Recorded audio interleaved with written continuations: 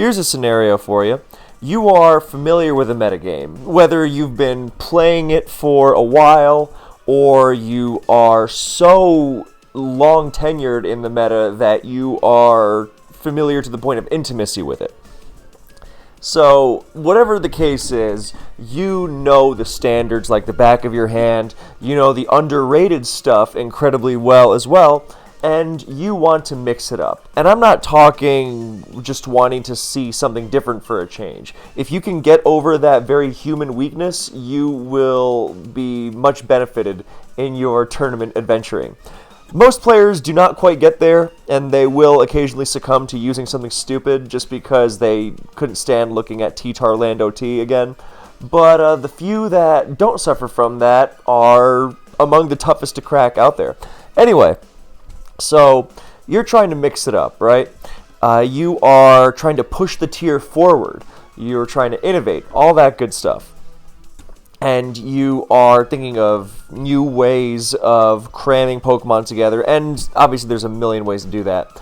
But there's something a little off about what you're trying to do here. Because whatever the reason is, you're feeling yourself, and that's not necessarily bad, but you're feeling yourself maybe a little too much. You've been having a lot of success recently. You might let it go to your head. I mean, is that such a crime? It's not so bad on occasion, right? No, it isn't, but it can lead to things like what you'll see, or hear if you have me on in your car. So, in this scenario where you are really feeling yourself, you start thinking you can do anything in the team builder. So, you start cutting some corners, maybe. Maybe that makes it sound worse than it is. I mean, a lot of teams that we consider great, at the time they were made, were chastised for not being as solid into X threat because of old conventions. So, maybe it's not actually that much of a problem. You could just be recognizing where the metagame is going and acting accordingly. However, in this situation where you are getting too big for your britches, this level of arrogance can lead you to think you are above the fundamentals. Now, I'm not saying that the fundamentals shouldn't be challenged. That is not what I'm saying at all. I am saying when there's, I think, a clear difference. I guess demarcating it is not the easiest thing to do in the world. But when I think of challenging fundamentals, I think of something like the cased GSC Thief team that I made the video on, which challenged the fundamentals of needing a normal resistant phaser on every team in GSC. But it still respected why those rules were there. So, and I mean, if it works, is the ultimate test, of course. But that's not what I'm talking about here. What I'm talking about here is when you think you're too good for the fundamentals, then you wind up getting punished for them really, really badly. Because you're not finding new, I guess that's a good way of describing it. You're not finding new ways around the fundamental threats of the tier. As that team just mentioned, that team found a new way of getting around not having a normal resistant phaser. Because why do you have normal resistant phasing? Because of Sleep Talk Curse-Lax. Well, that team found a way around that. So, if you can find a way around whatever it is you're facing, then good on you. But if you are not directly addressing whatever it is in whatever tier, in whatever gen, then you will get punished for it. And I say this after, first of all, I've been guilty of it myself. I'm not judging anyone here. But I've also seen it in many, many other players. At the height of their success, they go too far. Tale as old as time, right? But yeah, so in the case of today's video, it is Advanced Rock Slide. Because I cannot tell you how many times I will have seen a player think, you know what, this whole rock resist business, I don't really need that. Also, Doug Trio does not count as a rock resist, just in case. Neither does Magneton, for that matter. I guess Magneton could more so than Doug, but Doug on its own is just not it. And there's a reason why for those watching, I picked the replay I did. It has stuck with me all these years for... Well, I mean, you can probably tell what direction this is heading in, but what makes it so fascinating is just the extent of how punishing this whole principle is. So, when you get too good for the basic, cover your advanced rock slides of the world, then the thing is that while you're in that team builder, and you can extend this lesson to just watch check yourself in whatever metagame it is, whatever your specifics are. Sorry, I lost myself there.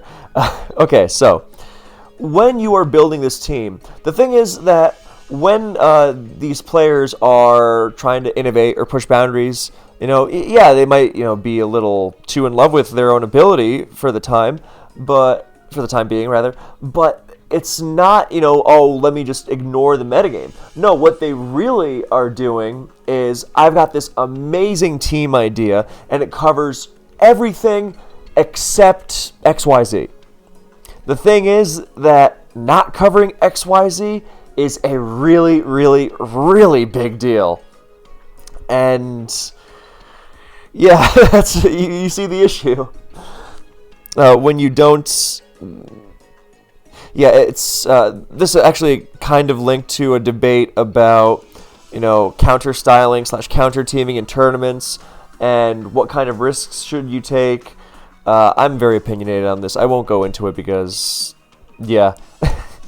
But it's a similar idea to, oh, my opponent doesn't bring X, so I can be safe to ignore Y in the team builder. And it's like, I understand the logic of, by ignoring Y, you do make your team so much more solid, because in this theoretical metagame where you never face Y, then yes, this team is better off for not having to account for it. Now, the other problem, or I guess the thing that ties these two together, is the fact that the advantage you gain for not accounting for Y is it really going to be that substantial so as to warrant the risk? And this is also where we differ, because in a tournament setting, it only has to work once, right? And if we're talking general use, then it's different. And this is why, I have strong opinions on, teams that only work once, not being particular favorites of mine. But, yeah. So, here's the...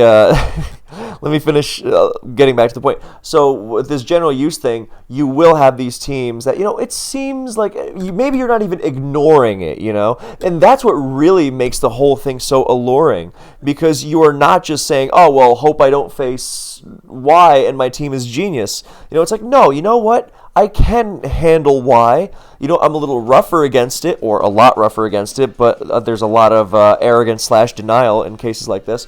Maybe I'm a little rougher against it, but, I can handle it, right? There's no way that I would be so bad as to such and such and such and such. The thing is that that doesn't wind up being the case in practice. And the other thing is that it just fell out of my head. Oh, no. No, it'll come back to me.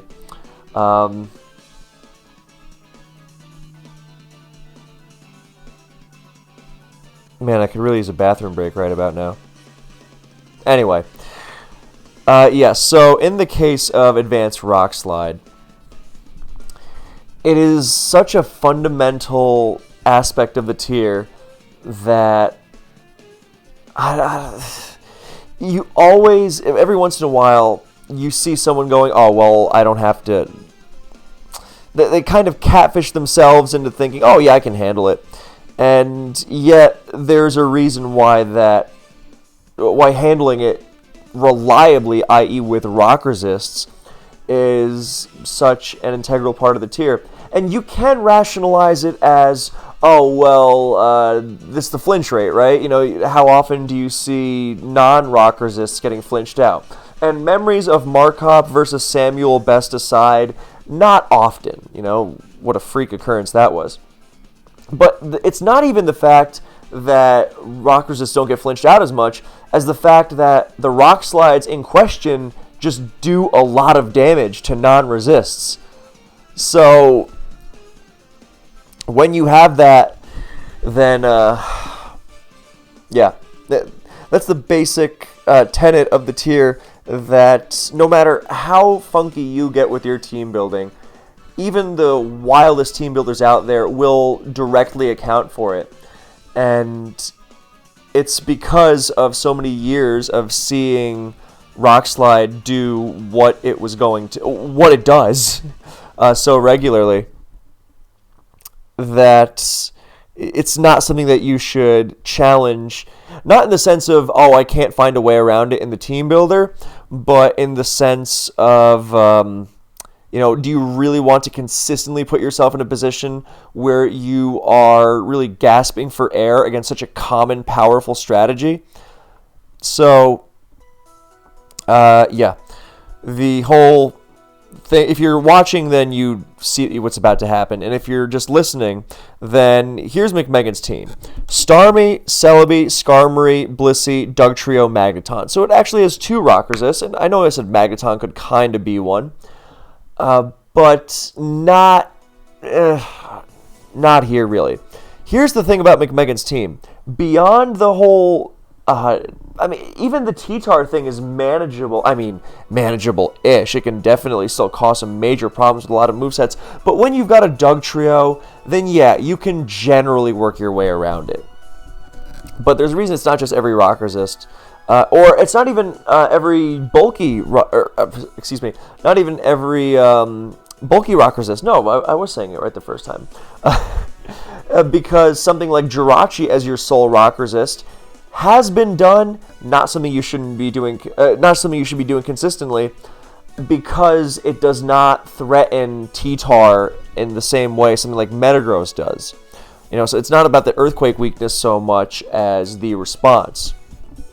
And to a major extent, that is why Magneton is not working as well. Because Magneton is actually deceptively good at taking Rock Slides, Double Edges, EQ... Well, not EQ, sorry. Rock Slides and Double Edges, those are the main ones. The fact that it gets completely dropped by any EQ, yeah, okay. But,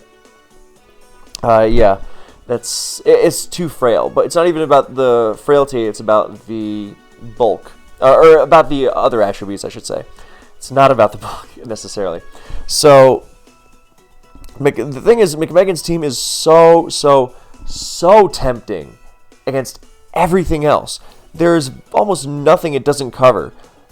Spikes, offensive teams. The dual trap aspect lets you really... It gives you so many opportunities for wall breaking, so you're not going to get outstalled by... Excuse me. Goodness gracious. You're not going to get outstalled by other teams. You got your spikes, you got your spin for longevity, you've got double 32 PP recover and natural cure alongside Blissey. The Skarmory is even rest, my god. So there's all the longevity in the world here and all the offensive threat in the world too. I don't know what the Celebi set is. Maybe it's... I would run Calm Mind Leech Recover Psychic. With dual trap and spike support, it is perfect. It's a win condition. It makes the game more direct. Maybe it's Calm Mind Blissey too. I don't know. But, whatever the case is, you have great offense against everything else you would care to name. It's just the whole... and T-Tar is still manageable, but the arrow thing is just so... I get it, though. This is exactly the kind of thing I'm talking about.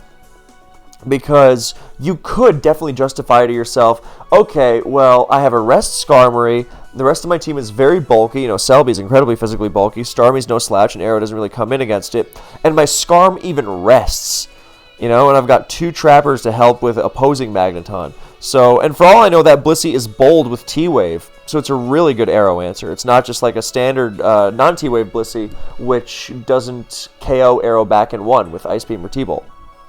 So it would still lose a one-on-one. So for all I know, it's incredibly solid against it. But the issue is, Arrow is really just going to cut through you unless everything you. Let me slow down. You basically have to get so far out in front that Arrow would really need a miracle to burst through you. And I mean, yes, Magneton helps out in switching off. It's even leftovers, not even Magnet. So you can really. I mean, this game is from January 2016, which is before Magneton was used. But yeah, so it's got lefties. It's got, I don't know if it has Protect or not, but it is going to help you against taking repeated rock slides.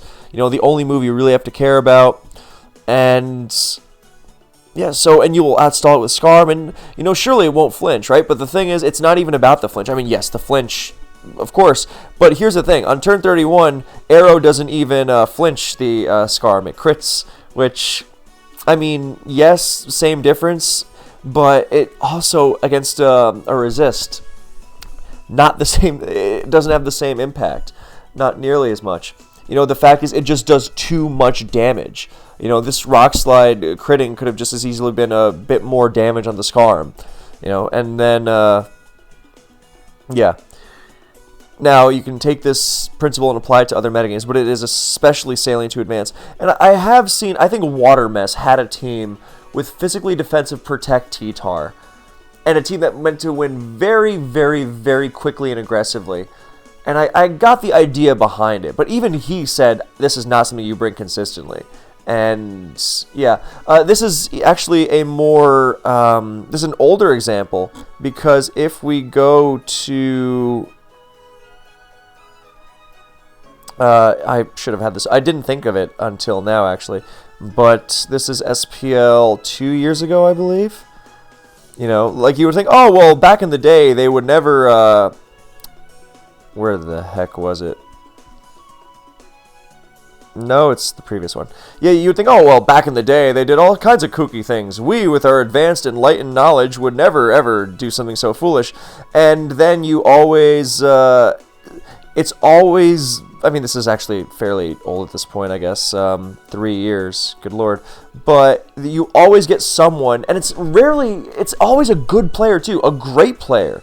You know, an amazing player, one of the best, who thinks, oh, I'm too smart for this, and there's no way they bring it. But, yeah, so what happens in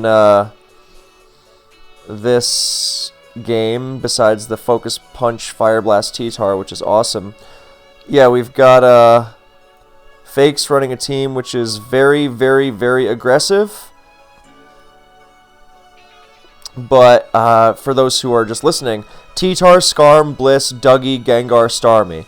So, much more aggressive than McMegan's. You could say, oh, well, McMegan's team was more passive. So, of course, Arrow or certain variants of T-Tar will get more opportunities to rip through it. But Fakes' team has much more aggressive synergy built around the special attacking Spikes Onslaught for Starmie to clean up. So he just has to be really careful, right? But,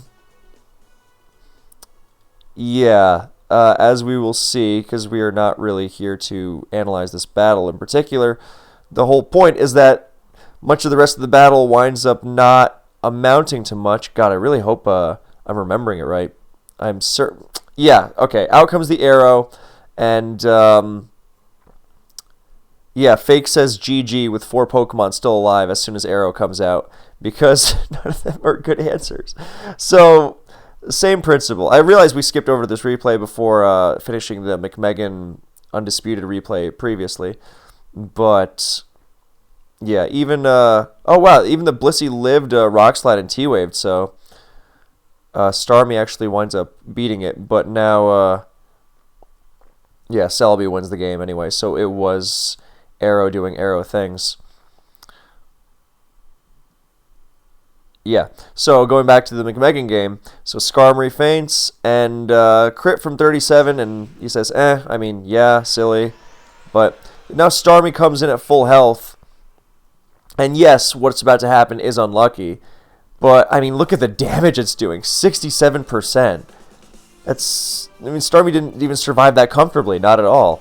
So, I mean, I guess depending on your definition of comfortably, but you know what I mean. You would not want to hinge the game on this. So, yeah, so now Arrow is not missing, and Blissey also gets crit, so I guess we don't know. I don't know if the Gengar would have blown it up or not, if it had explosion or not. But yeah. Okay, I do remember what I wanted to mention. So you will notice that Undisputed's team, Snorlax, T-Tar, Aerodactyl, Gengar, Cloyster, Metagross, is also not a team you would consider really good against something like DD Tar, because of its, the Metagross is the one rock resist, which is not necessarily bad, but it's a very offensive Metagross. It's not, packing Protect and Defense EVs and Wish support, none of that stuff. So you would think, okay, well, how does DD Tar not just run over everything? Well, and the answer is, it can be contentious, and I do remember that there was an SPL game where Dexa brought a variant of this team and was experimenting with some stuff, and then I think it was Jirachi over Metagross. Oh, same thing, right? Oh, well, now the DD Tar set up on the Jirachi, and there goes the game. So, because it sets up twice, actually, and there's no HP Fighting Arrow. This was long before HP Fighting Arrow became a thing. But yeah, that's for those who were watching the replay. Then you will have noticed that the Snorlax had Brick Break, specifically to deny T-Tar as much as possible. And it doesn't really set up anywhere else comfortably. So you are good enough at checking it with offensive Metagross if you really limit its safe opportunities. Because, again, none of its other opportunities are really, truly safe, besides Arrow locked in a double edge. But, yeah, so you limit it as much as possible.